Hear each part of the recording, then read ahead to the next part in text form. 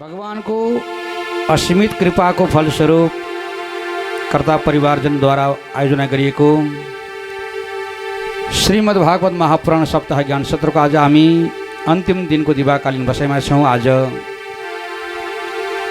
रोहिणी सहित चंद्रदेव को समेत पूजा अर्चना सहस्त्र चंद्र को पूजन सहित विविध कार्यक्रमहरूलाई अगाडि बढाउँदै बढाउँदै अब अन्तिम क्षणमा हामीहरू छौं। यो दिव्य पावन सत्रमा यज्ञमा वर्ण भएर बस्नुहुने एका गणेशज्यू लगायत सम्पूर्ण वर्णीय गुरुजनहरू, कलाकार मित्रहरू, दीक्षित परिवार, कर्ता परिवारजन एवं उपस्थित सम्पूर्ण मातृशक्तिहरू, बुबाहरू, यहाँहरू सबैको हृदयाकाशमा विद्यमान भगवान श्रीहरिलाई कोटिशः प्रणति गर्दै आजको यो अन्तिम दिनको दिवाकालीन कथा सत्रमा यहाँहरू सबैलाई हार्दिक स्वागत गर्दछु। अब आज हाम्रो यो पण्डाल विशाल रूपमा भरिएको छ। हामीहरू यहाँ उपस्थित भएका छौँ। आज कर्ता परिवार पनि आनन्दसँग पलेटी मारेर फोटो खिचेर राख्ने जस्तै दृश्य देखिएको छैन र। वैदिक परम्परा अनुसारै पलेटी मारेर बस्ने सुन्ने जुन परम्परा हाम्रो प्राचीन परम्परा हो, जोस आज हामी जति छौँ यहाँ लगभग 50% भन्दा माथि हामी यहाँ कथा सुन्न भन्दा पनि 84 को निम्तो मान्न आएका यो कथामा फेरि भिड्न लाग्यौँ। फेरि अप्ठ्यारो नमान्नु होला है त। नियमित रूपमा आउनुभएका त कथा श्रवणको लागि आउनुभएको छ, तर विशेष गरी आज 84 को निमन्त्रणा र हामीलाई पनि सबै आयोजक परिवारलाई पनि हामी हतारमै छौँ। त्यसैले विस्तार मैले आज गर्दिनँ, यहाँहरू सबैलाई जानकारी गराउँछु। र पनि मेरो एउटा दायित्व हुन्छ, भागवत सप्ताह हो, 7 दिनमै मैले पुरा गर्नुपर्छ। प्रारम्भ गरिएको ग्रन्थलाई मैले सम्पन्न पनि गर्नुपर्ने भएको हुनाले यो व्यासासनमा आएर चाहिँ म बोल्नको लागि तयारी भएको छु। त्यसैले अब भने विलम्ब नगरिकन हामीहरू अरू कुनै पनि प्रसङ्गलाई नजोडिकन सिधै श्रीमद् भागवत महापुराणभित्र प्रवेश गर्छौँ, जस अन्तर्गत हजुर हामीहरूले हिजो श्रीमद् भागवत महापुराणको 10औं स्कन्धसम्मको पुरै कथा प्रसङ्गलाई सम्पन्न गरेका थियौँ। यहाँहरू सबैलाई अवगत नै छ। 90 अध्यायले युक्त भएको 10औं स्कन्ध, 12वटा स्कन्धले युक्त भएको श्रीमद् भागवत महापुराण अन्तर्गत 10वटा स्कन्धलाई हामीहरूले हिजो सम्पन्न गरेका थियौँ। अगाडि थोरै मात्र 2वटा स्कन्धहरू छन्। थोरै यसको संक्षिप्त चर्चा गरेर हामीहरूले आज कथाबाट विश्राम लिनेछौँ। यो श्रीमद् भागवत महापुराण जसै 10औं स्कन्धमा हामीहरू प्रवेश गर्छौँ त भगवान श्री कृष्णको जन्मदेखि लिएर अन्तिम स्वधाम गमनसम्मका लीलाहरूलाई यो पुराणले वर्णन गर्छ। 10औं स्कन्धदेखि अगाडि गएर कंसको कारागारमा अवतार लिइसकेपछि उहाँले अनेक प्रकारका बाललीलाहरू गर्नुभयो, जसको बारेमा हामीले हिजो सुनेका छौँ। बाललीलाहरू अनेक प्रकारका लीलाहरू गर्दै गर्दै जो 125 वर्षको आयुलाई लिएर आउनुहुने जगदीश्वर भगवान श्री कृष्ण विभिन्न प्रकारका लीलाहरू गर्दै दिव्य त्रिधामहरूमा निवास गर्दै धरालाई नै धाम बनाउँदै वैदिक सनातन धर्मको संरक्षण गर्दै स्वधाम प्रस्थान गर्नुभएको प्रसङ्ग वास्तवमा यो श्रीमद् भागवत महापुराणले वर्णन गर्छ। हजुर हामीलाई यो पुराणले अनेक प्रकारको शिक्षा प्रदान गरेको छ। वैदिक वाङ्मय हाम्रो यो परम्परा हो भनेर सिकाएको छ। हाम्रा पूर्वजहरूले जुन मार्गलाई अवलम्बन गर्दै हिँड्नुभयो त्यसैका पथिक हामी हौँ। त्योभन्दा भिन्न बाटो अवलम्बन गर्नु हुँदैन भनेर सिकाएको छ।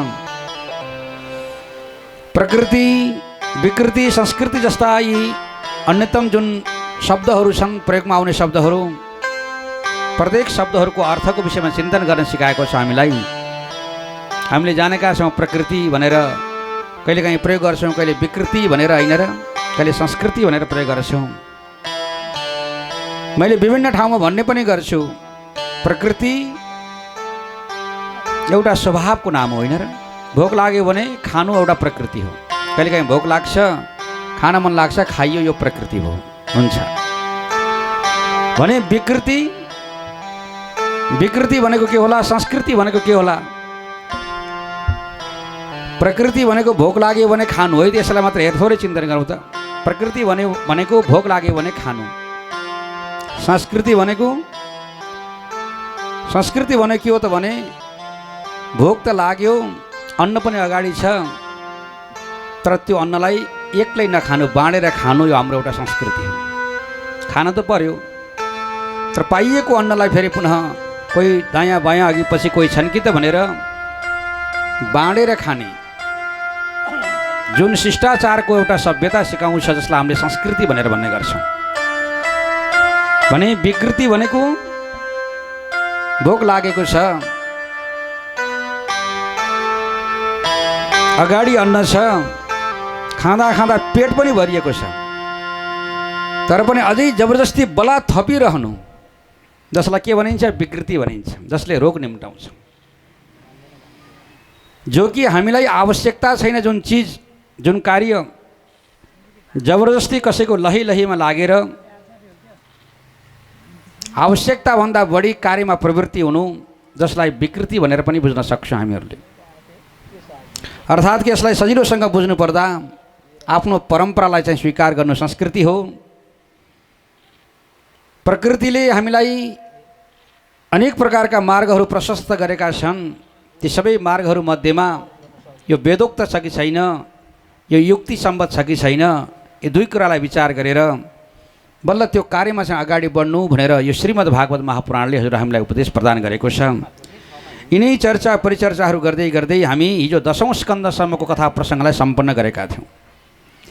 अब मैले यहाँलाई आज धेरै विस्तार नगरिकन जब एकादश स्कन्धमा हामीहरू प्रवेश गर्छौँ, एकादश स्कन्धमा प्रवेश गरिसकेपछि अब भगवान् श्रीकृष्णको लगभग 10औं स्कन्धमा सबै लीलाहरू समाप्त भइसकेका हुन्छन्।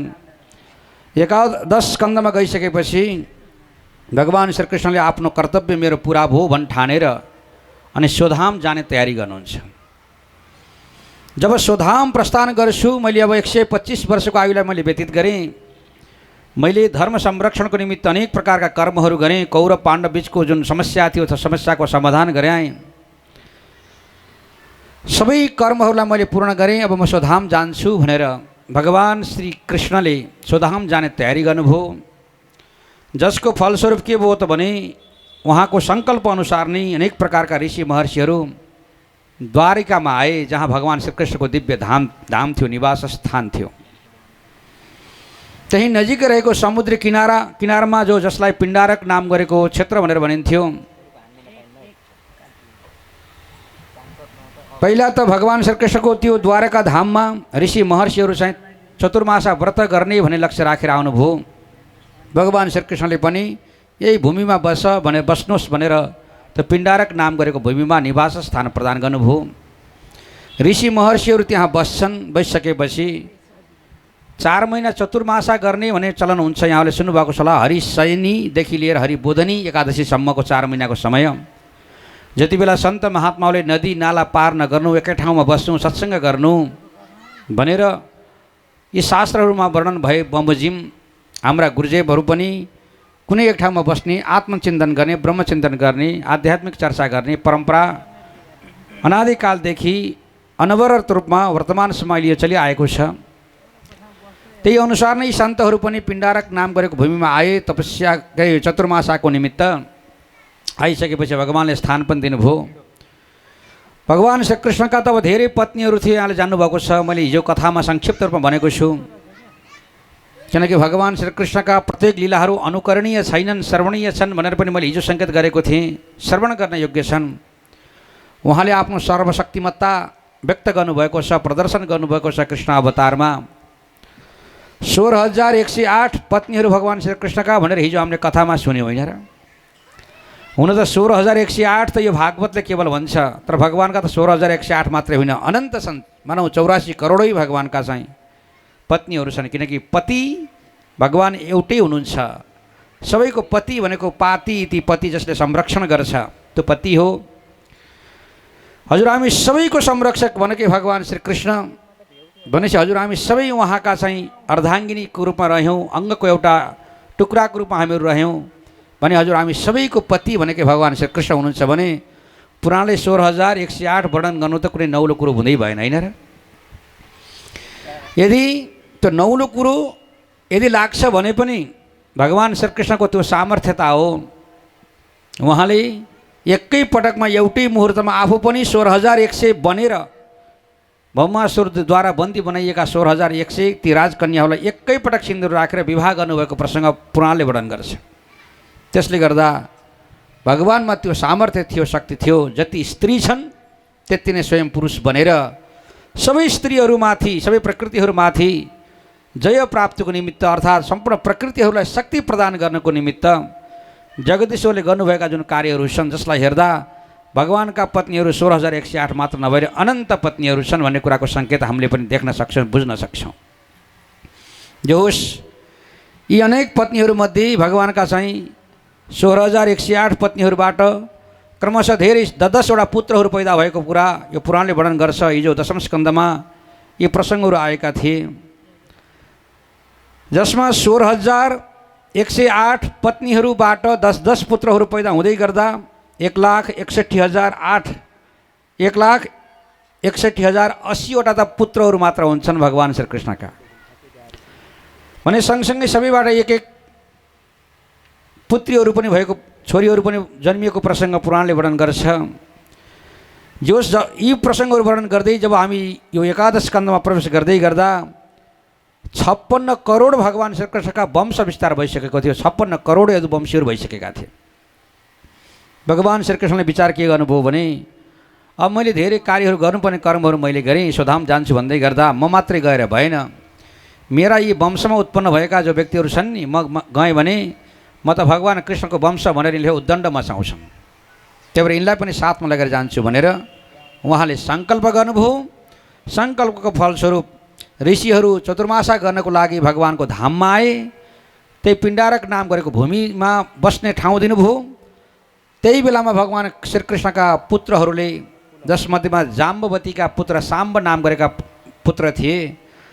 यहाँ पुराणको वर्णन अनुसार दाडी जुगाहरू आएका थिएनन्, देख्दा स्त्री जस्तो देखिन्थे, महिला जस्तो देखिन्थे। सबै साथीहरूले के बनाएछन् भने चाहिँ साडी लगाएर हो र भाउजू बनाएछन्। सबै दाजुभाइहरू सबै मिलेर चाहिँ नारीको समान रूप बनाए, गर्भवती महिलाको समान रूप बनाएर ती ऋषिहरूसँग गएर सोधेछन्। किन सोधे भने उनीहरूको मनमा के कौतूहलता उत्पन्न भयो भने यी महात्माहरू खुब चतुर्मासा गर्ने भन्छन्, सत्सङ्ग बसेर उच्च आसनमा बसेर एउटाले कथा गरे जस्तो पनि देख्छन्, अरूले फेरि कथा श्रवण पनि गर्छन्, सत्सङ्ग सुन्छन्। होइन, साँच्चै यी ऋषिहरूले देखावटी गर्छन् कि यथार्थ ज्ञान छ, विचार गर्नु पर्यो भनेर परीक्षा लिन मन लागेछ। परीक्षा लिनको लागि, विचार गर्नको लागि भगवान् कृष्णका पुत्रहरूले ऋषिहरूको परीक्षा लिनको लागि चाहिँ एउटा पुरुषलाई नै नारी बनाएर लगेर गए, साम्बलाई। त्यो बेलामा सोधे अनि त्यस पछाडि हाम्री भाउजू गर्भवती छन्, यहाँबाट छोरो जन्मिन्छ कि छोरी जन्मिन्छ भनेर सोधे। ऋषिहरू चुप मौन हुनुभयो। तिनै ऋषिहरू मध्येमा एकजना दुर्वासा नाम गरेका ऋषि हुनुहुन्थ्यो। अलिकति क्रोधी ऋषिको रूपमा पनि ख्याति प्राप्त गरिसक्नुभएका ऋषि दुर्वासा ऋषि। बारम्बार सोधिसकेपछि दुर्वासालाई भने सह्य भएन। उहाँले तत्काल भन्नुभयो, यिनको गर्भबाट न छोरो जन्मिन्छ न त छोरी नै जन्मिन्छ, अपितु एउटा फलामको मुसल जन्मिन्छ, त्यही मुसलको माध्यमबाट नै सारा यदुवंशहरू नष्ट भएर जान्छन् भनिदिनु भयो। डराए भगवान् श्रीकृष्णका पुत्रहरू, डराए, दौडेर आए, राज्यमा आए। उग्रसेनसँग गएर चाहिँ सोधे, प्रभु लौ राजन समस्या आएको छ, के भयो भन्दाखेरि ऋषिहरूले हामीले श्राप देखियो, हेरौँ भनेर हेर्दै गर्दा साँच्चै कपडा खोल्दै जाँदा त्यहाँ त मुसल पैदा भएको रहेछ। त्यही मुसल अब के गर्ने त भन्ने भयो। सबैको सल्लाहले त्यो मुसललाई पानीमा समुद्री तट किनारा छँदै थियो, समुद्रमा घोट्दै फ्याँक्दै अब यत्रो ठुलो मुसलले हाने त कोही मर्ला, सारा यदुवंश नष्ट हुन्छ भनेर ऋषिहरूको श्राप छ। कमसेकम घोटेर धुलो फाले, धुलोले मुठीले हाने पनि कमसेकम केही नहोला भन्ने लाग्यो होला। अनि त्यो मुसललाई घोट्दै समुद्रमा फ्याँक्दै गर्दै गर्दा अनि त्यो पानीमा उत्रिँदै गयो। अब उत्रेको चिज अलि पर गयो, चाहिँ किनारा लाग्यो पानीमा। त्यहाँबाट चाहिँ एक प्रकारको धारिलो पात भएको, ब्लेडको समान धारिलो पात भएको चाहिँ घाँस पैदा भयो। तर सँगसँगै त्यो घोट्दै अन्तिम जुन टुक्रा घोट्न मिलेन, जुन मुसलको टुक्रा घोट्न मिलेन, अलि ठुलो टुक्रा थियो। अब घोट्दै त्योभन्दा सकेनन् अनि उनले समुद्रमा फ्याँकिदिए। समुद्रमा फ्याँकेपछि त्यो मुसलको अन्तिम टुक्रालाई जरा के अरे माछाले खायो। त्यो माछालाई जरा नाम गरेको ब्याधालाई भेट्टाए, शिकारी भेट्टाए। उनले माछालाई चाहिँ आफ्नो उपभोग गरे। त्यहाँभित्र त्यो चाहिँ भेटिएको जुन चाहिँ मुसलको टुक्रा थियो, त्यो मुसलको टुक्रा अलि लामो लामो रहेछ, होइन यो त कहिलेकाहीँ मृग हान्न काम लाग्छ भनेर आफूले चाहिँ धनुष राख्ने, बाँडहरू राख्ने चाहिँ टोकरीमा राखे। अब यही मुसलको टुक्रा नै वास्तवमा के भयो भन्दा यदुवंश संहारको निमित्त कारण तत्त्व बन्छ पुराणको आधारमा। भगवान् श्रीकृष्णलाई, किनकि यो मर्त्यलेको हो। यहाँ मैले अस्ति पनि सङ्केत गरेको छु, ब्रह्माजीले सृष्टि गर्ने बेलामा सबैभन्दा पहिला मृत्युलाई सृष्टि गर्नुभयो। मृत्युले ब्रह्माजीलाई स्वयं खान्छु भनेर अगाडि बढ्दै गर्दा भगवानको शरणमा गएर भगवानले भन्नुभयो, हे ब्रह्माजी, यो संसारमा अनि हजुरले चाहिँ पहिला यो मृत्युलाई वध गर्नुहोस् भनेर चाहिँ मार्ने आज्ञा दिनुभयो। अन्तिममा गएर उपदेश पनि प्रदान गर्नुभयो, यो त मर्त्यलोक हो, यहाँ जति जन्मिन्छन् उनले कुनै न कुनै दिन मृत्युलाई वर्ण गर्नै पर्छ। ब्रह्माजी, हजुरले पनि कुनै यो संसारबाट कुनै दिन बिदा भएर जानुपर्छ भनेर ब्रह्माजीलाई पनि भगवानले चाहिँ उपदेश दिनुभएको प्रसङ्ग अस्ति हामीले सुनेका थियौँ तृतीय स्कन्धको कथामा। जसले गर्दा यो मर्त्यलोक भएको हुनाले यहाँ हजुर हामी जति पनि पैदा भएका छौँ कुनै दिन हजुर हामी सबै यो संसार छोडेर जानु नै पर्छ। तर एउटा कसैको लागि के निमित्त बन्छ, कसैलाई के निमित्त बन्छ, कोही रोगी भएर जानुपर्छ, कोही चाहिँ कहीँ कतै केही भएर जानुपर्छ, अनेक प्रकारका निमित्त हुन सक्छन्, सामान्य वा विशाल निमित्तहरू। यही मुसल नै वास्तवमा समस्त यदुवंशीहरूलाई यो संसारबाट विदा गर्नको लागि निमित्त बन्यो। भगवान् कृष्णको लागि समेत मुसलको जुन अन्तिम टुक्रा थियो नि, त्यो जरा नाम गरेको ब्याधाले भेट्टाएको त्यही टुक्रा नै निमित्त बनेको कुरा यो एकादश स्कन्धले वर्णन गर्छ। जब भगवान्ले जाने तयारी गर्नुभयो, जरा नाम गरेको ब्याधाले त्यो मुसलको टुक्रा भेटेर हिँड्यो। मुसललाई घोड्दा घोड्दै समुद्रमा किनारा लागेको चाहिँ जुन धुलो छ, त्यसमा उम्रेको जुन घाँसहरू छन् ती पनि तयारी अवस्थामा छन्। भगवान् श्रीकृष्ण पहिला आफ्नी आमासँग जानुभयो अनि बाबासँग जानुभयो, वसुदेव र देवकीसँग। वसुदेव देवकीसँग र केही वार्तालाप गर्नुभयो। भगवान्लाई के लाग्यो भने वसुदेव र देवकीले आजसम्म पनि भगवान् कृष्णलाई चिन्न सकेनन्, सधैँ मेरो छोरो भन्ने व्यवहार रहिराख्यो।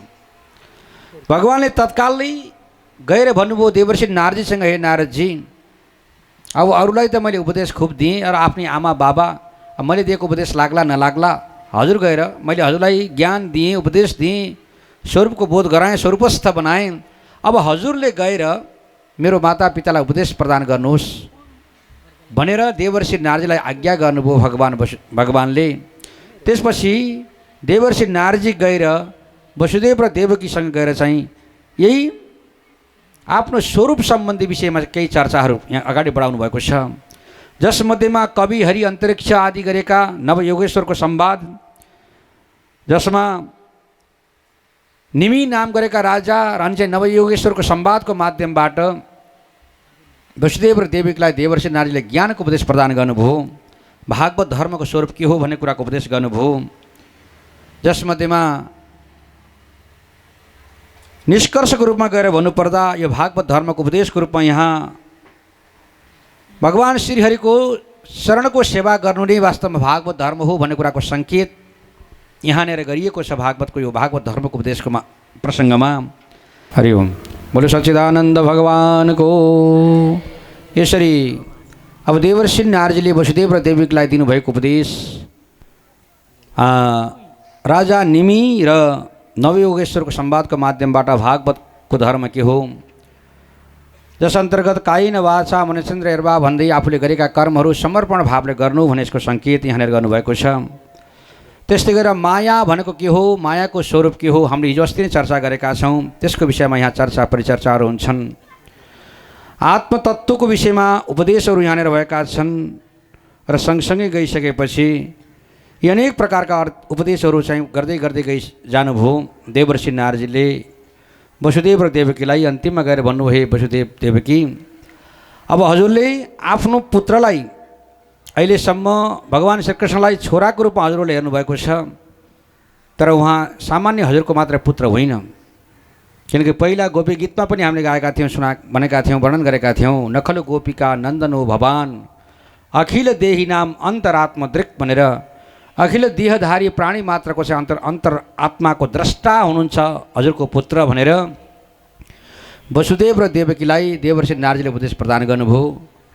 त्यसैले छोरोको समान व्यवहार नगर्नु, अपितु जगदीश्वरको रूपमा मान्नु भनेर नवयोगेश्वरहरूले दिनुभएको जुन उपदेशको माध्यमबाट देवर्षि नारदले वसुदेव र देवकीलाई उपदेश प्रदान गर्नुभयो। त्यस पछाडि त्यहाँबाट बिदा भएर जानुभयो। वसुदेव र देवकी पनि यथार्थ ज्ञानबाट भरिपूर्ण भए। भगवान् कृष्णले अब मेरा आमा बाबा पनि अब ज्ञानवान बन्नुभएको छ, स्वरूपस्थ बन्नुभएको छ। चिन्ता भयो, किनकि आमा बुवाको कहीँ अगति हुन्छ कि भन्ने चिन्ता व्यक्तिलाई हुन्छ, नराम्रो हुन्छ कि भन्ने चिन्ता असल सन्तानले गर्छ। भगवान् श्रीकृष्णले पनि माता पिताको लागि यथार्थ ज्ञान प्रदान गराउनको लागि देवर्षि नारदलाई पठाएर सत्य ज्ञानको उपदेश प्रदान गर्न लगाउनु भयो र त्यही ज्ञानको माध्यमबाट वसुदेव देवकी पनि सद्गतिलाई प्राप्त गर्नको लागि योग्य बनेको प्रसङ्ग। भगवान् श्रीकृष्णले त्यस पछाडि चाहिँ अब स्वधाम प्रस्थान गर्दै गर्दा सबै देवताहरू आए। ब्रह्मा विष्णु आदि गरेका समस्त देवी देवताहरूको आगमन हुन्छ। सबैले स्तुति गरिराखेको बेलामा आफ्ना अनन्य भक्त उद्धवजीसँग चाहिँ केही वार्तालापहरू भएका छन्। उद्धवलाई भगवान् कृष्णले भन्नुहुन्छ, हे उद्धवजी, अब मैले स्वधाम जाने दिन भयो, मेरो 124 वर्षको आयु मैले व्यतीत गरेँ। अब हजुर मसँग पछि पछि लागेर जाने होइन, हजुर चाहिँ बद्री विशालापुरीतर्फ जानुहोस्, तपस्या गर्नुहोस् भनेर उपदेश प्रदान गर्नुभयो। अब लामो समयसम्म सहयात्रा गर्नुभएका उद्धवजी भगवानको वियोगलाई उहाँलाई वियोग सह्य भएन। उहाँले भगवानसँग हात जोड्नु भएको छ, हे भगवान, मैले आजसम्म हजुरको जुठो खाएँ, हजुरलाई भोग लगाएको वस्तुहरू मैले खाएँ, सँगसँगै हजुरलाई लगाएको चन्दन टीका मैले लगाएँ, जसको कारणले गर्दाखेरि हजुरकी मायासँग मलाई कुनै पनि डर छैन। सबै हजुरकी मायासँग डराउँछन्, बलवती छ भन्छन्, तर पनि हजुरको सङ्गतले गर्दा हजुरकी मायासँग मलाई कुनै पनि भय छैन। तर मलाई जीवनमा एउटा मात्र भय छ, त्यो भय के हो त भन्दा हजुरको वियोगको भय। आज हजुरले भन्दै हुनुहुन्छ मलाई छोडेर जाँदैछु भनेर, हजुर एक्लै स्वधाम प्रस्थान गर्दै गर्दा मलाई पनि साथमा लगेर जानुहोस् भन्दा मलाई बद्री विशालापुरी जानुहोस्, तपस्या गर्नुहोस् भन्नुहुन्छ। मैले हजुरको वियोग कदापि सहन सक्दिनँ भन्नुहुन्छ भगवानसँग उद्धवजीले। किनकि एक दिनको सहयात्रा थिएन, लामो समयसम्म सहयात्रा गरिसकेपछि व्यक्तिलाई त्यो वियोगको घडी दुःखदायी पक्कै हुन्छ होइन र। कोही हामी घर परिवारमा पनि सँगै यात्रा गरेको परिवारमा छौँ भने हप्ता 10 दिन महिना दिन सँगै बस्यौँ, सँगै खायौँ, बोल्यौँ भने अन्तिममा बिदा भएर जाने बेलामा दुःखी हुन्छन् अरे के। उद्धवजी पनि भगवान् श्रीकृष्ण जाँदै गर्दा अत्यन्त दुःखी हुनुभयो। हे भगवान, मैले हजुरको वियोग कदापि सहन सक्दिनँ भनेर त्यागको विषयमा, यो त्याग कसरी सम्भव हुन्छ, व्यक्तिले छोड्नु भन्छन्, मैले हजुरको वियोग त सहन सकेको छैन भने अरू कसैको पनि मैले वियोग सहन सक्दिनँ, त्यागको उपदेश प्रदान गर्नुहोस् भनेर उद्धवजीले भगवान् श्रीकृष्णसँग निवेदन गरिसकेपछि भगवानले उद्धवजीलाई त्यागको विषयमा उपदेश प्रदान गर्नुभएको छ। दत्तात्रेय नाम गरेका मुनि र यदु नाम गरेका राजाको संवादको माध्यमबाट त्याग कसरी हुन्छ भनेर चाहिँ भन्ने प्रसङ्गमा चाहिँ 24वटा दत्तात्रेयका 24वटा गुरुको माध्यमबाट त्यागको उपदेश प्रदान गर्नुभएको छ। दत्तात्रेयका 24 गुरुहरूको विषयमा यहाँले सुन्नुभएको छ। किनकि यी 24 गुरुहरूको माध्यमबाट उहाँले एउटा गुरु बनाउनु भएन, दुईटा गुरु बनाउनु भएन, अब त 24वटा गुरु बनाउनु भयो। यसबाट शिक्षा के प्रदान गराउनु भयो भने व्यक्ति के हुनुपर्छ, गुणग्राही हुनुपर्छ। कोही व्यक्ति देखियो, कसैसँग भेट भयो, उसँग कुनै गुण छ भने गुण लिनुपर्छ। वेश्यालाई पनि उहाँले गुरु बनाउनु भएको छ। वेश्यामा सबै गुण छन् भन्ने होइन, कुनै अपगुण पनि थिए होला, तर कुनै एउटा गुण उहाँलाई प्रिय लाग्यो, त्यो गुणको विषयमा मेरी वेश्या नै गुरु हुन् भनेर गुरुको रूपमा स्थापना गर्नु। उहाँले त्यो गुरु बनाउने क्रममा यहाँ पृथ्वी, त्यस्तै गरेर चाहिँ वायु, आकाश, जल, अग्नि, चन्द्रमा, सूर्य, अनि परेवा भयो, अजिङ्गर भयो, समुद्र भयो, भमरा भयो, अनि मौरी भयो, यी 24वटा गुरुलाई चाहिँ स्थापना गर्नुभएको छ, जसको उपदेश आज उद्धवजीलाई स्वयं भगवान् श्रीकृष्णले प्रदान गर्नुहुन्छ। जसमध्येमा पृथ्वीबाट मैले के ज्ञान लिएँ त भन्दा धैर्यताको ज्ञान लिएँ, सहनशीलताको ज्ञान लिएँ भन्नुहुन्छ दत्तात्रेयजी। व्यक्तिले कहीँ पृथ्वीमा कहीँ पृथ्वीको पूजा पनि गरेका छन्, कहीँ रक्तपात हुन्छ, कहीँ मलमूत्र त्याग गर्छन्। यी सबै प्रकारको अवस्थामा पृथ्वीमा कोही पनि हलचल उत्पन्न हुन सहन सक्ने शक्तिको विकास मैले कहाँबाट लिएँ त भन्दा पृथ्वीबाट लिएँ भनेर पृथ्वीलाई धैर्यताको शिक्षा प्रदान गर्नेवाला गुरुको रूपमा मैले स्थापना गरेको छु भन्दै वृक्षबाट परोपकारको शिक्षा मैले लिएँ। वृक्षको आफ्नै स्वभाव होला नि, तर वृक्षको एउटा स्वभाव परोपकारको स्वभाव हुन्छ। वृक्षमा जति फलहरू फल्छन् त्यो वृक्षहरूले कसैले पनि आफूले खानको लागि, आफ्नो पेट भर्नको लागि फल फलाउँदैनन्। ती फल कसको लागि त भन्दा अरूको लागि, कोही बाटोमा हिँड्ने बटुवा भोको व्यक्ति आयो भने खाला भनेर परोपकारको लागि सबै रुखहरूले चाहिँ फल फलाउँछन्। त्यस्तै झैँ मैले पनि त्यो वृक्षबाट के ज्ञान लिएँ त भन्दा हाम्रो जीवन परोपकारको लागि हुनुपर्छ भन्ने कुराको मैले ज्ञान लिएँ।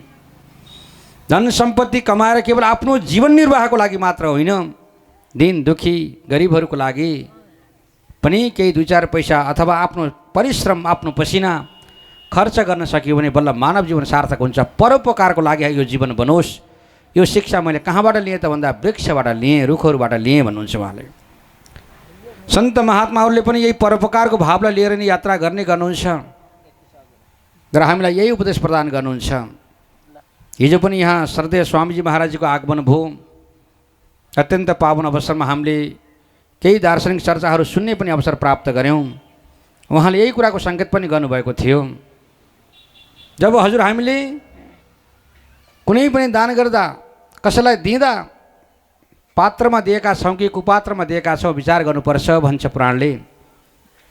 यदि कुपात्रमा दियौँ भने विशेष गरी गाई दान अनि सँगसँगै गरेर कन्यादान अनि भूमि आदि गरेका लक्ष्मीको दान गर्दाखेरि यी महादान जो पर्छन् त्यो कुपात्रमा परे भने हाम्रो दानले हामीलाई नरक लैजान्छ अरे। हाम्रो खर्च पनि भयो, तर गरिएको दानले हामीलाई लैजानु पर्ने उत्तम गति थियो, तर उत्तम गति नरकगामी हामीलाई बनाउन सक्छ यदि कुपात्रमा दान परेको छ भने। योग्य व्यक्तिलाई दान प्रदान गर्नु। मानौ कि मैले लक्ष्मी दान गरेँ, लक्ष्मी भनेको पैसा मैले दान गरेँ, तर मैले गरेको पैसा मैले मानौ 10 रुपियाँ दान गरेँ, तर कुनै भिक्षामदेही भिक्षा माग्नको लागि मेरो द्वारमा आयो, घरमा आयो, हजुर हाम्रो ढोकामा, मैले 10 रुपियाँ दान दिएँ, उसले 10 रुपियाँ लगेर गयो। अलि पर गएर 1 गिलास केही नसाजन्य पदार्थ मदिरा किनेछ, खायो, कसैसँग लड्यो, कसैलाई मार्यो, वा स्वयं आफै मर्यो भनेपछि त्यो मर्ने क्रियाको लागि कारणको त म त भएँ नि, होइन र? मैले आज त्यो 10 रुपियाँ नदिएको भए उसले त्यो मदिरा किन्ने थिएन, खाने थिएन, नखाएको भए त्यो मर्ने थिएन, मार्ने थिएन। भनेपछि उसको मर्नुको लागि, उसले कसैलाई मार्नको लागि कारण को भयो त भन्दा म भएँ, किनकि मैले दान गरेको थिएँ, मेरो पैसा कारण भयो। त्यसैले गर्दा यदि कुपात्रमा दान दियो भने मैले दिएको दान कहीँ कतै लगेर नचाहिने चिज किनेर खाएर चाहिँ उडाउँछ भने त्यो दानले मलाई सद्गति कहिले पनि प्रदान गराउँदैन। त्यसैले लक्ष्मी दान गर्दा विचार गर्नु, कन्या दान गर्दा विचार गर्नु। योग्य वर छन् कि छैनन्, मैले चाहिँ छोरीलाई आज विवाह गरेर दिँदैछु, निरन्तर रूपमा मेरो छोरीको मुखमा चाहिँ मुस्कान रहिराख्यो भने त्यो मुस्कानले हामीलाई चाहिँ कन्यादान गर्ने बाबा आमालाई चाहिँ आशीर्वाद दिइराख्छ। तर छोरीको मुखमा मुस्कान होइन, आँखामा आँसुको बिन्दुहरू थोपाहरू बग्न लागे भने प्रत्येक आँसुका कणहरूले निरन्तर रूपमा ती माता पितालाई श्राप दिइराखेको हुन्छ, जसको प्रभावले गर्दा व्यक्तिको अधोगति हुन्छ, उत्तम गति कहिले पनि हुँदैन। कन्यादान गर्दा पनि असल योग्य ज्वाइँ छन् कि छैनन्, योग्यता पुग्छ कि पुग्दैन, राम्रोसँग लालन पालन गर्न सक्छन् वा सक्दैनन्, विचार गरेर कन्यादान गर्नु भन्छ शास्त्रले। अब अहिले त कन्यादान हामीले विचार गर्न भ्याउँदैन होइन, पहिल्यै तयारी हुन्छ, त्यो उनको प्रारब्धले जे गर्ला। तर पुराणको आधारमा चाहिँ मातापिताको त्यो कर्तव्य बन्छ, योग्यता विचार गरेर चाहिँ दान गर्नु। कन्यादान गर्दाखेरि पनि कन्याको सन्तुष्टिले यो जीवनलाई आनन्द प्रदान गर्छ, तिनै कन्याको असन्तुष्टिले जीवनलाई बर्बादीतर्फ उन्मुख पनि बनाउँछ। त्यसैले गर्दा कन्यादान गर्दा यी महादानभित्र पर्छन् भने सँगसँगै गइसकेपछि मैले भन्दै थिएँ गाई दान, गौदान आदि कार्यहरू गर्दा पनि यदि मैले गाई दान त गरेँ, कुनै कसाईलाई दिएर चाहिँ उसले चाहिँ हत्या वध गरेर चाहिँ मार्यो भने त्यसको भागीदार को हुन्छ त भन्दा म दान दिनेवाला व्यक्ति हुन्छु। त्यसैले गर्दा कसैको मृत्युको कारण हामी नबनौँ। अभिदु हाम्रो दान कुपात्रमा होइन सुपात्रमा परोस्। मैले दिएको दान कुनै वेद पढ्ने ब्राह्मणको मुखमा परोस्। यदि कुनै वेद पढ्ने ब्राह्मणको मुखमा मेरो हातद्वारा दिएको एउटा दाना अन्न पनि यदि पर्छ भने त्यो अन्न खाएर बाँचेको त्यो वैदिक ब्राह्मणले बिहान बेलुका जप्ने जुन वैदिक वेदका मन्त्रहरू छन्, प्रत्येक मन्त्रको ध्वनिले प्रत्येक मन्त्र जपबाट प्राप्त हुने पुण्यको भागीदार म हुन्छु। किनकि मेरो अन्न सेवन गरेको ब्राह्मणले, मेरो अन्नबाट रक्षित भएको ब्राह्मण आज वेदका मन्त्रहरू पढिराखेको छ, पुण्य आर्जन गरेको छ, त्यो पुण्यको भागीदार त म पनि त भएँ नि त। त्यसैले गर्दा यदि हामीले योग्य पात्रमा दियौँ भने, मानव देवघाटमै चाहिँ विद्यार्थीहरू छन् जसले वेद पढ्छन्, उनीहरूले खाने अन्नमा हामीले दिएको अन्न, हामीले दिएको द्रव्यको माध्यमबाट किनेको अन्न उनीहरूले खाएका छन् भने उनीहरूद्वारा गरिएका ती सम्पूर्ण कर्महरू, साँझ घन्टी शङ्ख घण्टा बजाउनु, पूजा अर्चना गर्नु, वन्दना गर्नु, या आदि तमाम कर्महरू जो पुण्यात्मक कर्महरू छन्, पुण्यप्रद कर्महरू छन्, ती समस्त पुण्यप्रद कर्महरूको चाहिँ भागीदार हामीहरू पनि बन्न सक्छौँ। त्यसैले दान आदि गर्दाखेरि पनि विचार गर्नु, चिन्तन गर्नु, मनन गर्नु र यो आफ्नो जीवनलाई परोपकारको निमित्त बनाउनु, केवल सामान्य रूपमा दैनिक यापन गर्नको लागि मात्र होइन, परोपकारको निमित्त, सबैको कल्याण होस् भन्नको निमित्त। कहीँ दुखी व्यक्ति देख्दाखेरि चाहिँ आफ्नो मन चाहिँ उसको सेवामा चाहिँ निरन्तर लागिहालोस् र सँगसँगै कोही चाहिँ नाङ्गो व्यक्ति देखियो भने वस्त्र दिन मन लागोस्, भोको व्यक्ति देखियो भने चाहिँ अन्न दिन मन लागोस्। त्यो भावको विकास सत्सङ्गले गराउँछ। त्यो भावको विकास, परोपकारको विकास वास्तवमा शिक्षा मैले कहाँबाट लिएँ त भन्दा वृक्षबाट लिएँ, रुखहरूबाट लिएँ भनेर आज यहाँ दत्तात्रेय महाराजले बताउनु भएको छ। र सँगसँगै गइसकेपछि वायुबाट पनि मैले शिक्षा के लिएँ त भन्दा सन्तोषको शिक्षा लिएँ, निसङ्गताको शिक्षा लिएँ। वायु भनेको बाहिर घुम्ने वायु कुनै पनि ठाउँमा स्थिर भएर बस्दैन। आज यहाँ छ त्यो वायु कहिले कहाँ पुग्छ, राम्रो ठाउँमा पनि पुग्छ, सुगन्ध पनि बोक्छ, दुर्गन्ध पनि बोक्छ त्यो वायुले। र ओहो यहाँ त सुगन्ध रहेछ भनेर त्यहाँ आसक्ति भएर बाँधिएर बस्दैन। यहाँ दुर्गन्ध रहेछ भने फेरि दौडेर भाग्नेवाला छैन। उसको आफ्नो गति अनुसार राम्रो ठाउँ पनि प्राप्त हुन सक्छ, नराम्रो ठाउँ पनि प्राप्त हुन सक्छ। तर निरन्तर रूपमा कहीँ पनि अनासक्त भावले यात्रा गरिरहन्छ वायुले। त्यस्तै गरेर जीवनमा हजुर हाम्रो भाग्य प्रारब्ध अनुसार प्राप्त भएका जति पनि वस्तुहरू छन्, ती वस्तुको सेवन गर्नु। कहिलेकाहीँ मिठो वस्तु, नयाँ चिज पाइयो भने त्यसलाई खानु कुनै पनि चाहिँ एउटा आसक्ति होइन। तर आज खाएँ तर भोलि पनि प्राप्तिको आशा राख्नु बल्ल आसक्ति होइन र। आज वस्तु प्राप्ति हो, मैले सेवन गरेँ, त्यो मिठो थियो, खुब आनन्द मानेर खाएँ, थपी खाएँ, ठिक छ, तर खुब मिठो रहेछ भनेर निरन्तर रूपमा त्यसैको खोजी गर्दै प्राप्तिको लागि प्रयत्न गरिरहनु, जसलाई शास्त्रले आसक्ति भनेर भन्छ। हो त्यो आसक्तिको भाव लिनु हुँदैन भन्ने शिक्षा मैले कहाँबाट लिएँ त भन्दा वायुबाट लिएँ। वायु यहाँ सुगन्ध रहेछ, राम्रो सुगन्धमय फुल रहेछ भनेर त्यहाँ आसक्ति भएर बस्दैन। अरे यहाँ दुर्गन्ध फोहोरो रहेछ भनेर फेरि त्यहाँबाट भाग्ने काम गर्दैन। सबै ठाउँमा निरन्तरमा यात्रा गरे झैँ त्यो वायुबाट नि अनासक्तको भावले निरन्तर रूपमा जीवनमा यात्रा गर्नु। त्यति मात्र होइन, त्यही वायु प्राणको रूपमा हाम्रो शरीरमा बस्दै गर्दा त्यो प्राणको रूपमा जब हाम्रो भित्र वायु बसेको छ नि, अहिले आज भरे त अबेलासम्म भजन कीर्तन गाउने हो, सुत्न पाइएला नपाइएला, अनि अहिले फेरि सास फेर्ने पनि फुर्सद होला नहोला भनेर अहिले धेरै सास एकैचोटि फेर्छु भनेर अथवा एकैचोटि चाहिँ सञ्चय गर्छु भनेर सकिन्छ। जति यो शरीरको लागि आवश्यकता हो त्यति हामीले श्वास ल्याउने हो। जति चाहिँ हामीले चाहिँ आवश्यकता अनुसारको नै श्वास फेर्छौँ, लिन्छौँ। आवश्यकताभन्दा बढी श्वास हामीले नलिन सक्छौँ, दिन बाहिर फेर्न सक्छौँ। त्यो प्राणवायुबाट मैले के शिक्षा लिएँ त भने आवश्यकताभन्दा बढी सङ्ग्रह यो जीवनको लागि वास्तवमा उपयुक्त होइन। यो मैले कहाँबाट शिक्षा लिएँ त भने प्राणवायुबाट शिक्षा लिएँ भनेर यिनी चाहिँ प्राणवायुबाट पनि लिएका शिक्षाहरू। अब यी सबै छन् 24वटा गुरुहरूबाट। अब मैले धेरै विस्तार गरिनँ किनकि अब सङ्केतको रूपमा यहाँहरूलाई पनि हतार भएको छ। सबैलाई कामहरू पनि अलिक धेरै नै छन्, धेरै काम हो त अब छैनन्। अब किन पूर्णाहुति गर्छौँ अनि त्यस पछाडि हाम्रो कार्यक्रम त सकिन्छन्, यात्रादेखि लिएर सबै कार्यक्रम धेरै छैनन्, तर पनि अलमल हुन्छ किनकि धेरैजनासँग गर्दा। त्यसैले गर्दा अब मैले धेरै कथा प्रसङ्ग विस्तार नगरिकन जुन प्रसङ्ग अनुसार यहाँ दत्तात्रेयका 24 गुरुहरूको कथा प्रसङ्गहरू यहाँ विस्तार भइराखेका छन्। यस्तै गरेर आकाशबाट पनि मैले केही शिक्षा लिएँ। आकाशबाट केही शिक्षा लिएँ त भन्दा जस्तै गरेर आकाश सर्वत्र व्याप्त छ। सर्वत्र व्याप्त रहेको आकाश चाहिँ मेरो प्रभु परमात्मा पनि सबै ठाउँमा व्याप्त हुनुहुन्छ भन्ने कालको शिक्षा मैले आकाशबाट लिएँ भन्नुहुन्छ दत्तात्रेय नाम गरेका मुनिवर। जलबाट मैले के शिक्षा लिएँ त भन्दा शीतल स्वभावको व्यक्ति बन्नुपर्छ। व्यक्तिले मानवले कसैले पनि आफ्नो स्वभावलाई छोड्न सक्दैन। जसरी जललाई व्यक्तिले जतिसुकै पकाए पनि उमाले पनि तताए पनि एकछिन त तातो होला, तर परिणाममा गएर के हुन्छ त भन्दाखेरि आफ्नो स्वरूपमा परिवर्तन भइहाल्छ। शीतल जलको स्वभाव आफै स्वतस्फूर्त रूपमा जल आफ्नो स्वरूपमा गए झैँ, आफ्नो स्वभावमा गए झैँ। अनि मानवको पनि वास्तवमा मानवीय स्वभाव भिन्न छ। दानवीय स्वभावले चाहिँ युक्त व्यक्ति बन्नु हुँदैन, आफ्नो स्वभावको परिचय दिनुपर्छ भन्ने शिक्षा मैले जलबाट लिएँ। अग्निबाट पवित्रताको शिक्षा, चन्द्रदेवबाट के लिएँ त भन्दै मैले चन्द्रदेवबाट कहिले पनि आफ्नो स्वरूपलाई भुल्नु हुँदैन। कहिले समयको चक्र सँगसँगै कहिले पर्याप्त धन कमाइएला जीवनमा, त्यति बेला धन पाएँ भनेर चाहिँ नमात्तिनु। कुनै दिन व्यक्ति रित्तिन पनि सक्ला, म रित्तिएँ भनेर नआत्तिनु। मैले शिक्षा कहाँबाट लिएँ त भन्दा चन्द्रमाबाट। 15 दिनसम्म चन्द्रमाको किरण कला नष्ट भएर पुरै कालो हुन्छ धब्बा। 15 दिनसम्म फेरि क्रमशः बढ्दै बढ्दै फेरि त्यो किरणको विकास हुन्छ, कहिले बढ्ने कहिले घट्ने। यो त मानव जीवनको चाहिँ आफ्नो प्रारब्ध हो। कहिले धन सम्पत्ति कमाइन्छ, कहिले व्यक्ति रित्तिन सक्छ। दुवै अवस्थामा पनि तटस्थ रहनु, आफ्नो स्वरूपस्थ भएर बस्नु, यो शिक्षा मैले कहाँबाट लिएँ त भन्दा चन्द्रमाबाट लिएँ।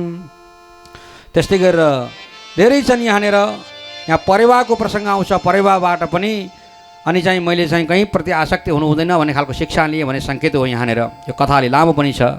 जे होस्, कुनै व्याधाले जाल फाल्दै गर्दा बच्चाहरू बन्दी भए, बच्चालाई बचाउँछु भन्दाखेरि आफै पनि जालभित्र फस्यो, मर्यो।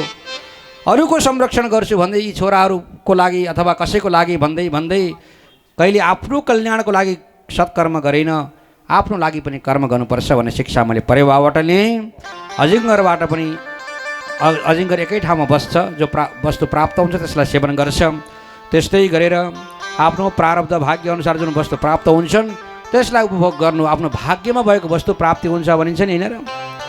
लेखेको जति भाग्यमा छ उतिता पाइन्छ पक्कै पनि, उद्योगै सब छोडिदिने पुरुषको मेटिन्छ भाग्यै पनि। तोरीमा तिलमा छ तेल तर त्यो आफै कहाँ झर्छ र, पेल्नै पर्छ बिना प्रयत्न मुखमै आएर के पर्छ र। प्रारब्ध आफ्नो भाग्यमा जुन वस्तु लेखेको छ त्यो व्यक्तिले प्राप्त गरेरै छोड्छ। परिश्रम गर्नुपर्छ भन्ने सङ्केत पनि हो। जो होस्, प्राप्त कर्म अनुसार आफ्नो कर्ममा व्यक्तिले चाहिँ सुखी हुने प्रयत्न गर्नु।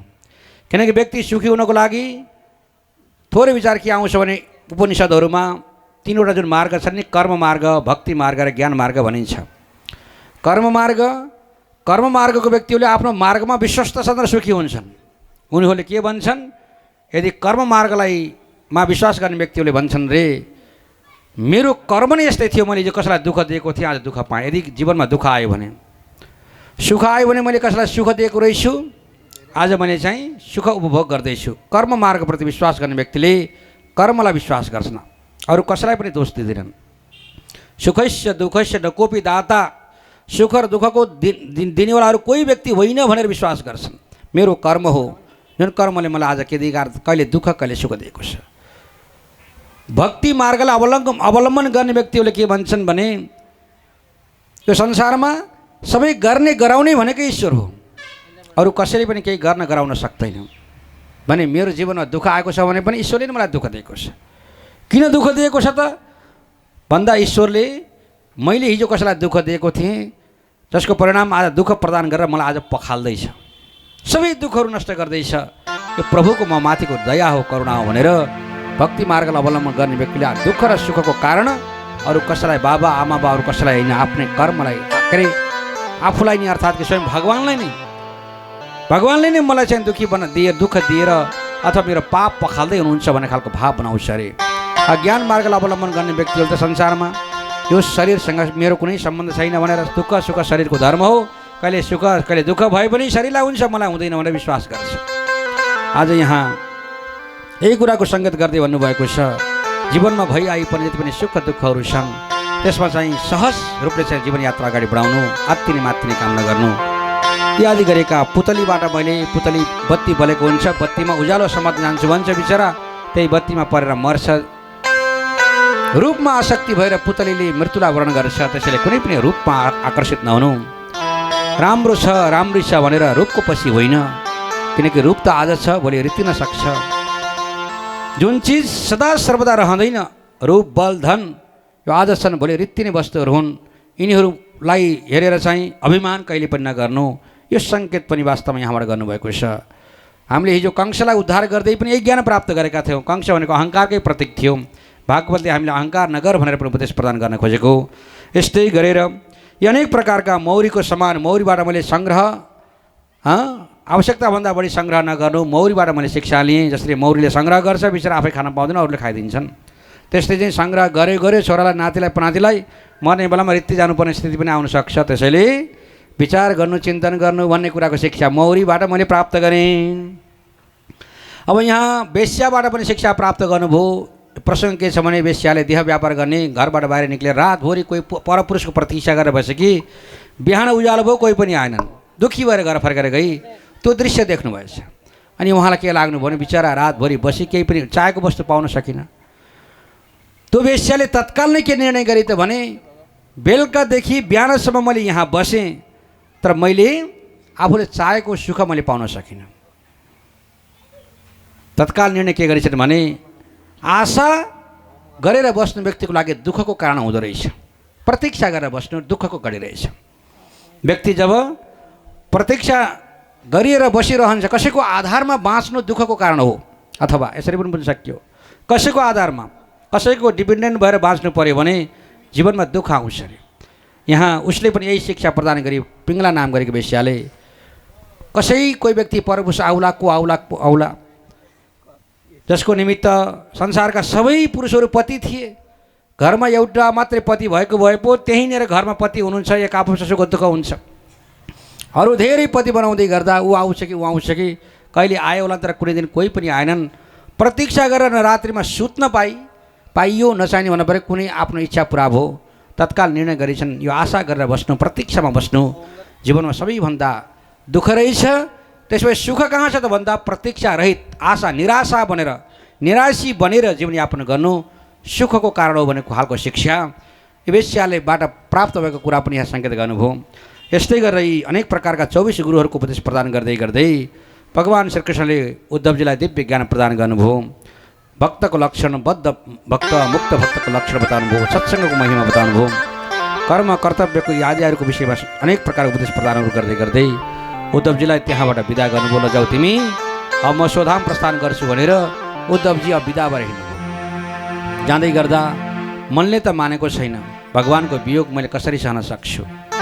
एउटा एक जोड खडाउ दिनुभएको छ, हातमा खडाउ लिएर चाहिँ अगाडि बढ्नुभयो। बद्री विशालापुरीतर्फ प्रस्थान गर्छु भनेर फर्केर हेर्नुहुन्छ भगवान् कृष्णलाई, फेरि थोरै अगाडि बढ्नुहुन्छ।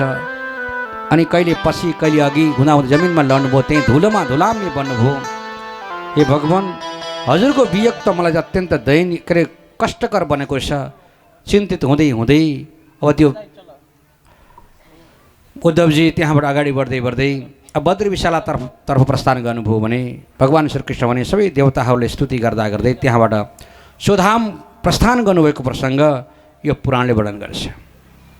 जति बेला भगवान् श्रीकृष्ण स्वधाम प्रस्थान गर्नुभन्दा पूर्व भगवानको इच्छाअनुसार नै त्यो पिण्डारक भूमिमा गएर सारा यदुवंशीहरू एक आपसमा आफूसँग भएका शस्त्र अस्त्र आदि प्रहार गरेर चाहिँ संसारबाट विदा भएर गए। अब शस्त्रहरू पनि कहीँ अस्तव्यस्त भइसकिए, त्यही मुसलबाट उम्रेको जुन घाँस त्यसका पातहरू टिप्दै प्रहार गर्दै एक आपसमा यदुवंशीहरू पनि नष्ट भए।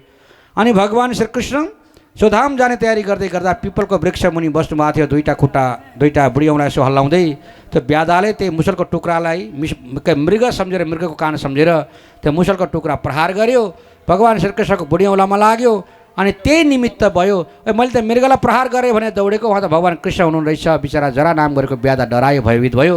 भगवान्ले भन्नुभयो मेरो इच्छाले भएको यी सबै कार्य हुन्, तिमी चिन्ता गर्नु पर्दैन।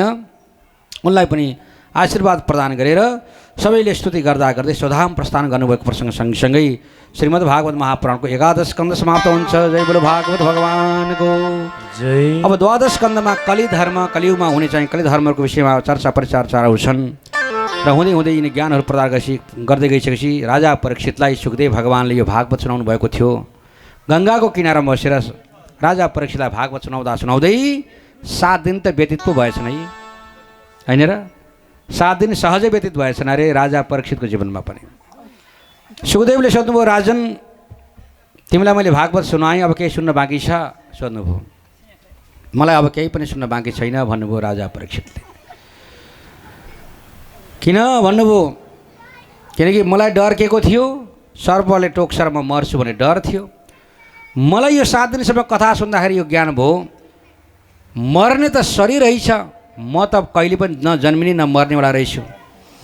मलाई डर त त्यति बेलासम्म पो थियो त मैले म भनेर मेरो शरीरलाई बुझिराखेको थिएँ। जसरी चिया पिउँदाखेरि चियाले पोल्यो भन्दाखेरि हामीले चियालाई पोल्ने धर्मको आरोप गर्छौँ। पोल्ने धर्म त चियाको त होइन, चिम्टाको ताबाको त होइन, पोल्ने धर्म त आगोको थियो। तर पनि एकछिनको सङ्गतले गर्दा चिया चिम्टा पनि पोल्ने बने झैँ हामीले पनि, मैले पनि यो शरीरसँग सम्बन्ध केही समय के राखेको थिएँ, म नै शरीर भएँ भन्ने चाहिँ आरोप लगाएको हुनाले अनि हामी दुःखी भएका छौँ। राजा परीक्षित भन्नुहुन्छ, मलाई अहिलेसम्म म भनेकै यही शरीर हो भन्ने कुराको ज्ञान थियो, जसले गर्दा अब म 7 दिनमा सर्पले आउँछ टोक्छ म मर्छु। मलाई डर थियो। आजसम्म भागवत सुनेर मलाई के ज्ञान भयो भने यो शरीर त जतिसुकै बाँधेर राखे पनि रहनेवाला वस्तु रहेन रहेछ, र आत्मा भनेको म भनेको फेरि जति मार्छु भने पनि मर्नेवाला वस्तु रहेन रहेछ। यो कुराको मलाई पूर्ण ज्ञान भयो। अतः हे भगवान, हजुरले मलाई जुन भागवतको उपदेश प्रदान गर्नुभएको छ, जुन ज्ञानबाट म चाहिँ कृतकृत्य भएँ भनेर राजा परीक्षितले सुखदेवसँग भन्नुभयो। त्यसो भए अब म जाउँ त भन्नुभयो। ठिक छ, एकछिन बस्नुहोस् भन्नुभयो। गुरुदेवलाई आसनमा राख्नुभयो। विधिवत रूपमा राजा परीक्षितले पुनः गुरुको पूजना अर्चना गरेर त्यहाँबाट विदा गर्नुभयो। राजा परीक्षित पनि 7 दिनसम्म सुनेको जुन भागवत ज्ञान छ त्यही ज्ञानलाई चिन्तन गरेर स्वरूपस्थ भएर बस्नुभयो। आफ्नो प्राणवायुलाई मूलाधार चक्रको माध्यमबाट मूलाधार स्वाधिष्ठान मणिपूरक हुँदै हुँदै हुँदै आफ्नो चाहिँ ब्रह्मरन्ध्रमा लगेर आफूलाई राख्नुभयो। 7औं दिन चल्दै थियो। श्राप आजै चाहिँ तक्षक नाम गरेको सर्पले आएर डस्नेवाला दिन थियो। राजा परीक्षितले भागवत सुनेर चाहिँ त्यो दिव्य ज्ञानको माध्यमबाट आफूलाई योगको माध्यमबाट आफूलाई ब्रह्मरन्ध्रमा लगेर राख्नुभयो। अनि एकछिनमा ब्रह्मरन्ध्रलाई पनि भेदन गरेर त्यहाँबाट सर्वत्र व्यापक रहेको परमात्मालाई राजा परीक्षितले प्राप्त गर्नुभयो। पछि आएर सर्पले चाहिँ, किन श्राप त पुरा हुनै थियो, सर्पले आएर चाहिँ त्यो शरीरलाई टोक्यो, मरेको शरीरलाई टोक्यो, खरानी बनायो, केही पनि भएन, होइन र? बोलो भागवत भगवानको, भक्तवत्सल भगवानको। राजा परीक्षितले श्रीमद् भागवत महापुराणको श्रवणको माध्यमबाट सत्य वस्तुलाई प्राप्त गरेर, ज्ञानलाई प्राप्त गरेर अनि आफू स्वरूपस्थ बन्नुभयो। अनि स्वरूपस्थ बनेर आफूले आफ्नो प्राणवायुलाई कहाँ लगेर राख्नुभयो त भन्दा ब्रह्मरन्ध्रमा। जसले ब्रह्मरन्ध्रलाई पनि भेदन गरेर जान्छ, त्यो योगीको एउटा लक्षण हो। यहाँले देख्नु भएको छ, हाम्रो शरीरको सबैभन्दा कोमल अङ्ग भनिन्छ नि यहाँनिर। त्यही भएर हामीलाई हाम्रा पूर्वजहरूले, ऋषि महर्षिहरूले के बताउनुभयो त भने यो हाम्रो चाहिँ यो कोमल अङ्गबाट आफ्नो शक्ति बाहिर नजाओस् भनेर। 3टा नाडीहरू हुन्छन्, थोरै मात्र सङ्केत गर्छु मैले, अब विलम्ब भए पनि बेलुकासम्म पक्कै सकिन्छ, होइन र? बोलो भागवत भगवानको। मूलाधार चक्रबाट निक्लिने 3वटा जुन नाडी छन्, इडा, पिङ्गला र सुषुम्ना नाम गरेका नाडी, 3वटा नाडीहरूले हाम्रो प्राणवायुलाई निरन्तरमा लिइराखेका हुन्छ। इडा र पिङ्गला यो आज्ञा चक्रसम्म मात्रै आउँछन् यिनीहरू। यहाँबाट हाम्रो प्राणलाई यहाँ बाहिर निकाल्ने, भित्र बाहिर गराउने काम गर्छन्। दाहिनेबाट इडा, सूर्य नाडी, दाहिने नाकको पाल हुँदै बाहिर। यता बायाँबाट फेरि पिङ्गला नाम गरेको नाडी, यही आज्ञामा आएर चाहिँ अर्को नाडी सूर्य नाडी, चन्द्र नाडी। यसरी चाहिँ 7वटा नाडीलाई सूर्य नाडी, चन्द्र नाडी पनि भनेर भनिन्छ। इडा पिङ्गला। बीचबाट बग्ने चाहिँ हिँड्ने चाहिँ अर्को एउटा हुन्छ सुषुम्ना नाडी। मूलाधार चक्रबाट हिँडिसकेपछि बिचबिचमा भेट हुन्छन् तिनीहरू, जहाँ भेट हुन्छ ती चक्र बने। जति बेला सुषुम्ना मात्र नाडी चलिरहन्छ त्यति बेला ती चक्र भेदन गरेर अनि चाहिँ व्यक्तिको प्राण ब्रह्मरन्ध्रमा लैजान सक्ने सामर्थ्य आउँछ, जसलाई योगशास्त्रमा कुण्डलिनी जागरण भनेर पनि भनिन्छ। त्यसैले सुषुम्ना, इडा र पिङ्गला यहाँ नासिकासम्म पुगेको हुन्छ भने सुषुम्ना नाम गरेको नाडी भने त्यहाँबाट पनि माथि गएर अनि ब्रह्मरन्ध्रमा गएर ठाडो परेर बसेको हुन्छ। त्यसैले हाम्रो शक्ति यो कोमल अङ्ग हो। यो कोमल अङ्गबाट चाहिँ आफ्नो शक्ति बाहिर नजाओस् भन्नको लागि हाम्रा ऋषि महर्षिले ब्रह्मरन्ध्रमा चाहिँ अलि माथिसम्म धेरै टुप्पी राख, टुप्पीमा गाँठो पारेर राख ताकि तिम्रो शक्ति बाहिर नजाओस् भनेर शिखा बन्द गरेर राख्नको लागि हामीलाई सिकाउनु भयो। आमाहरूलाई माताजीहरूलाई भने पनि यो कपाल खुला नराख्नु है, कपाललाई चाहिँ बाँधेर राख्नु ताकि हजुरहरूको चाहिँ यो ब्रह्मरन्ध्रबाट आफ्नो शक्ति बाहिर नजाओस् भनेर चाहिँ उपदेश प्रदान गर्नुभयो। यहाँ राजा परीक्षितले पनि यही कुराको सङ्केत गर्नुभएको छ। राजा परीक्षितले पनि यो ब्रह्मरन्ध्रको माध्यमबाट हाम्रा ऋषि महर्षिले हामीलाई देखाएका एक एक मार्गलाई चिन्तन गऱ्यौँ, विचार गऱ्यौँ भने सबै वैज्ञानिक छन्, यथार्थ छन्, दार्शनिक छन्, चिन्तन गर्न योग्य छन्। हामीले चिन्तन नगर्दाखेरि मात्र हामीलाई कहीँ कतै त्यस्तो अप्ठ्यारो लाग्ने हो, त्यो अलग विषय हो। तर चिन्तन गर्दा केही न केही सिद्धान्तहरू त्यहाँबाट प्रकट हुन्छन् नै। राजा परीक्षितले समाधिस्थ भएर आफूले ब्रह्मरन्ध्रबाट आफ्नो प्राणवायुलाई चाहिँ बाहिर निकाल्नु भयो। ऋषि पुत्रको श्राप त सधैँ थियो, सर्पले आएर डस्यो, शरीर भस्म भयो। जे होस्, राजा परीक्षितले अन्ततो गत्वा 7 दिनसम्म भागवत सुनेर आफ्नो लक्ष्यलाई, गतिलाई प्राप्त गर्नु, उद्देश्यलाई प्राप्त गर्नुभयो।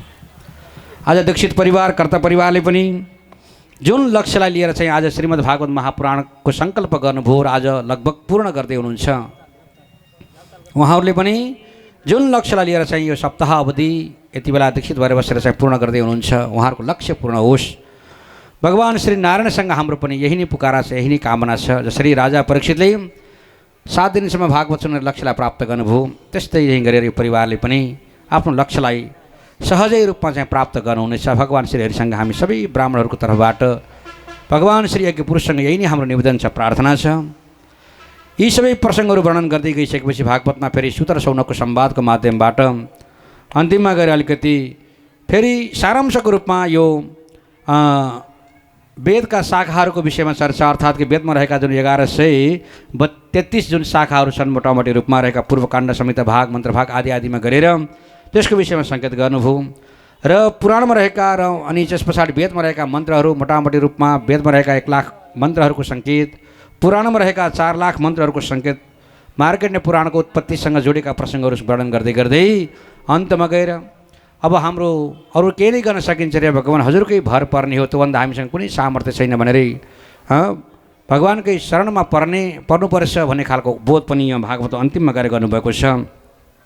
अन्तिम 2 अध्यायमा गइसकेपछि सार सूचीको रूपमा, सार सङ्ग्रहको रूपमा भागवतको सुरुदेखि अन्तिमसम्मका सबै कथा प्रसङ्गलाई समेट्नु भएको छ। जे होस्, आज हामीले त यो पुरै समेट्नु पर्ने, अन्तिमलाई विस्तार गर्नुपर्ने आवश्यकता देखिँदैन, किनकि हामीले सुरुदेखि नै भागवत श्रवण गरेका छौँ।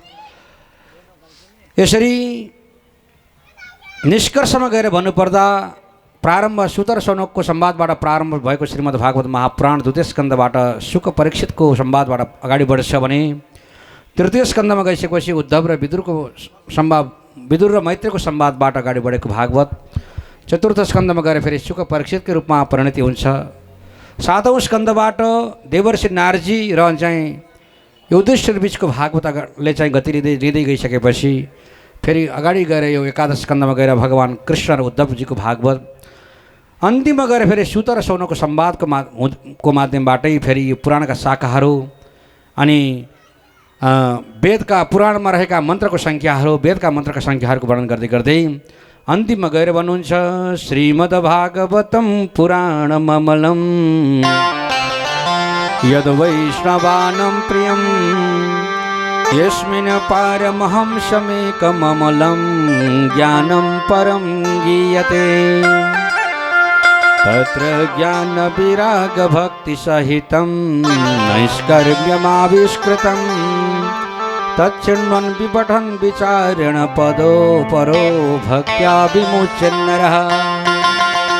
श्रीमद् भागवत महापुराण भगवत तत्त्वलाई प्रतिपादन गर्ने अत्यन्त श्रेष्ठ प्रकाशक ग्रन्थ हो। श्लोकमा भनिएको छ यसको तुलनामा अन्य कुनै पनि पुराणहरू छैनन् भनेर। श्लोकमा यो पुराण सबैभन्दा पहिला भगवान् नारायणले ब्रह्माजीलाई प्रदान गर्नुभएको थियो। ब्रह्माजीले नारदजीलाई, नारदले व्यासलाई, व्यासले सुखदेवलाई, सुखदेवको माध्यमबाट परीक्षितलाई निमित्त बनाएर फेरि धराधाममा आएको कुरा यो श्लोकमा सङ्केत गरिएको छ। गर्दै गइसकेर अन्तिममा गएर भनौँ कस्मै येन विभासितो यो मतुलो ज्ञान प्रदीप पुरः तत्शुद्धम विमलम विशोकम अमृतम सत्यम परम धीमहि भनेर यहाँहरू सबैले एकपटक भन्नुहोला सत्यम परम धीमहि। किनकि भागवतको प्रारम्भ पनि यहीँबाट गरेका थियौँ र समाप्ति पनि यहीँ गएर गरिएको छ। त्यही भएर भन्नुहुन्छ योगेन्द्राय तदात्मनाथ भगवत राताय कारुण्यतस् तत्शुद्धम विमलम विशोकम अमृतम सत्यम परम धीमहि। सत्य स्वरूप परमात्मालाई ध्यान गरेर चिन्तन गरेर भागवतको अन्तिममा हामीहरू पुगेका छौँ। नाम संकीर्तनम यस्य, सबैले भन्नु होला, नाम संकीर्तनम यस्य सर्व पाप प्रणाशनम प्रणामो दुख समना तम नमामि हरिं परम तम नमामि हरिं परम। यस्य नाम संकीर्तनम, जसको नाम संकीर्तन मात्र गर्नाले पनि सर्व पाप प्रणाशनम, सम्पूर्ण पापहरू नष्ट भएर जान्छन्।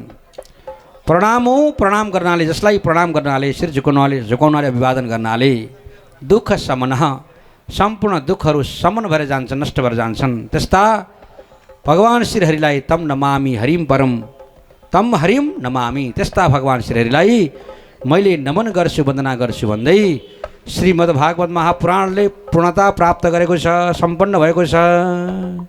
पूर्ण भयो भागवत परसौं शरण, पूर्ण भयो भागवत परसौं शरण, कर्ता भक्ता भक्त जन को रक्षा करन। पूर्ण भयो भागवत परसौं शरण, कर्ता भक्त सबै भक्त रक्षा करन।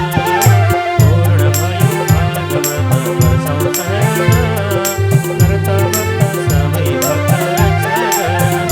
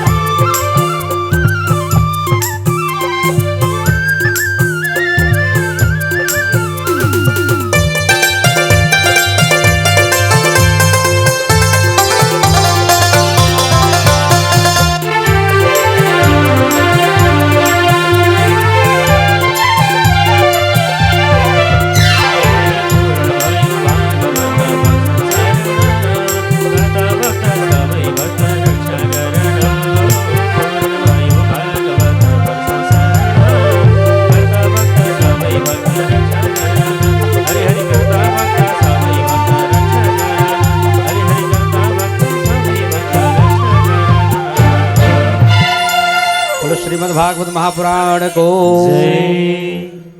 ओम जय जगदीश हरि, प्रभु जय जगदीश हरि। प्रभु का चरण उपासक, हरि का चरण उपासक, कति कति पार करे। ओम जय जगदीश हरि।